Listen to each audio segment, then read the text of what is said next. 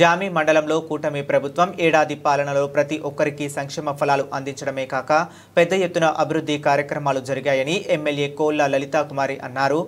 మరియు ఈ ఏడాది గేర్ మారుస్తున్నామని సంక్షేమంతో పాటుగా అభివృద్ధిని కూడా పరుగులు పెట్టిస్తామని ఆమె పేర్కొన్నారు. జామి మండల కేంద్రంలోని వార్డుల్లో ఎమ్మెల్యే కోళ్ల లలితా కుమారి సుపరిపాలనకు తొలి అడుగు ఇంటింటి ప్రచారాన్ని శుక్రవారం ఉదయం విస్తృతంగా నిర్వహించారు. ముందుగా పార్టీ నేతలతో కలిసి ఆంజనేయ స్వామి ఆలయంలో ప్రత్యేక పూజలు నిర్వహించిన ఎమ్మెల్యే లలితా కుమారి ఈ కార్యక్రమంలో వెలమ కార్పొరేషన్ డైరెక్టర్ మాకిరెడ్డి శ్రీలక్ష్మి, ప్రధాన కార్యదర్శి వర్రి రమణ, ఉపాధ్యక్షులు రాయవరపు శ్రీను, పెద్ద కార్యకర్తలు, స్థానిక ప్రజలు పాల్గొన్నారు. మీ పిల్లలకి తల్లికి వందనం పడ్డారా? చంద్రబాబు గారు మాట ఇచ్చారు. మరి ఎంతమంది ఉంటే అంతమందికి ఇస్తామన్నా ఇచ్చామా? మంచి ప్రభుత్వమేనా? గొప్ప ప్రభుత్వమేనా? మనసున్న ప్రభుత్వమేనా? మంచిదేనా? మరి గతంలో ఏదో కంటి తుడుపుగా ఒకరికి ఇచ్చారు, అంతమందికి ఇస్తామంట. అవునా? సంతోషమేనా? చంద్రబాబు గారికి ధన్యవాదాలేనా? లోకేష్ బాబుకి థ్యాంక్ యూ తల్లి.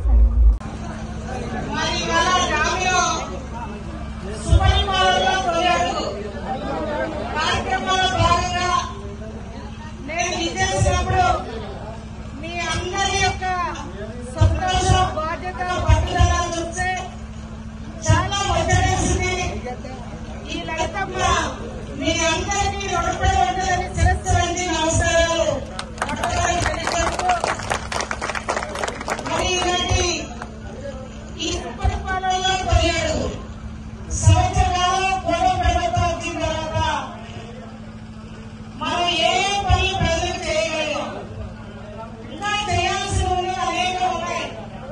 చేసే సమయంలో చెప్పట్లేదు, అన్ని అయిపోయాయని అనట్లేదు. కొన్ని పనులు చేయగలిగాం.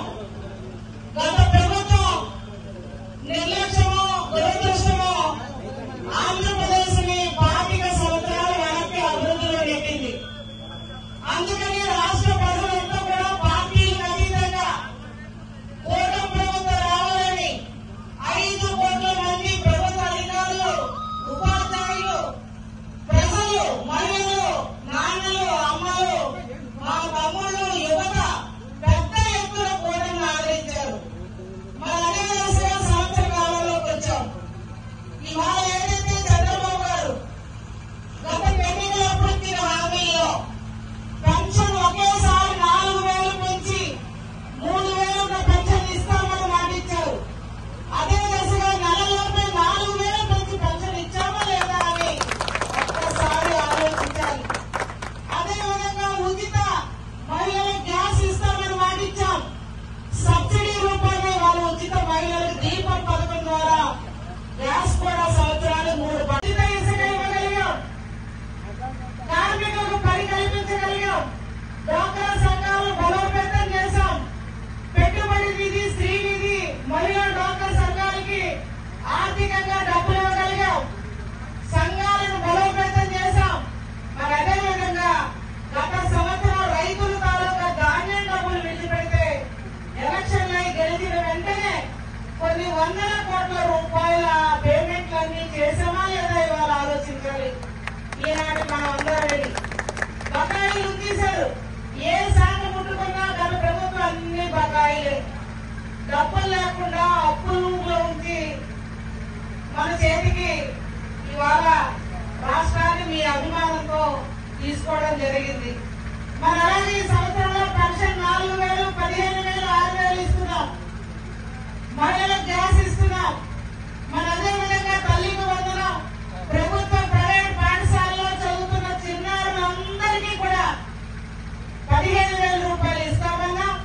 2,000 రూపాయల స్కూల్ మెయింటెనెన్స్ గురించి 13,000 రూపాయలు ఎంతమంది పిల్లలుంటే అందరికీ తల్లి అకౌంట్లోకి తల్లికి వందనం వేసామా లేదా ఇవాళ మనం అందరం ఆలోచించాలి. మరి అదేవిధంగా గీత కార్మికులకు అనేక పథకాలు ఇవ్వడం జరిగింది. మత్స్యకారులకు పథకాలు ఇచ్చాం. యువతకి వాళ్ళ మెగా డిఎస్సీ ద్వారా 16,800 ఉద్యోగ పోస్టుల పరీక్షలు రాయించాం. అది వాళ్ళకి కూడా వచ్చింది. త్వరలో ఎవరైతే అందులో ఉత్తీర్ణులో ప్రభుత్వం మన బయటికి ఎవరెవరైతే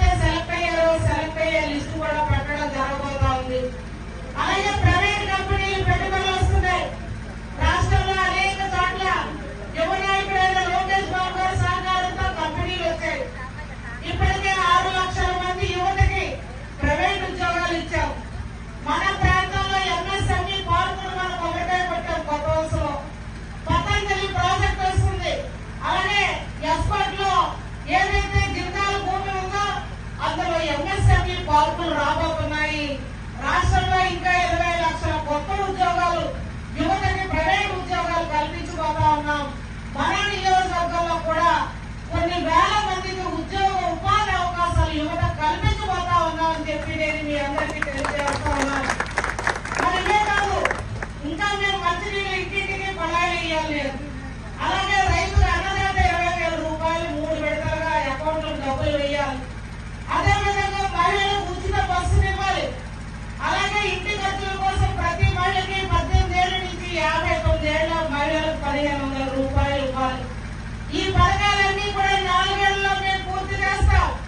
ఇవాళ ఖజానా గత ప్రభుత్వం ఖాళీ చేసిన కారణంగా ఇవాళ కొన్ని పథకాలన్నీ కూడా ఒక్కొక్కటి మేము పెట్టుకొని ముందుకెళ్తా ఉన్నాం.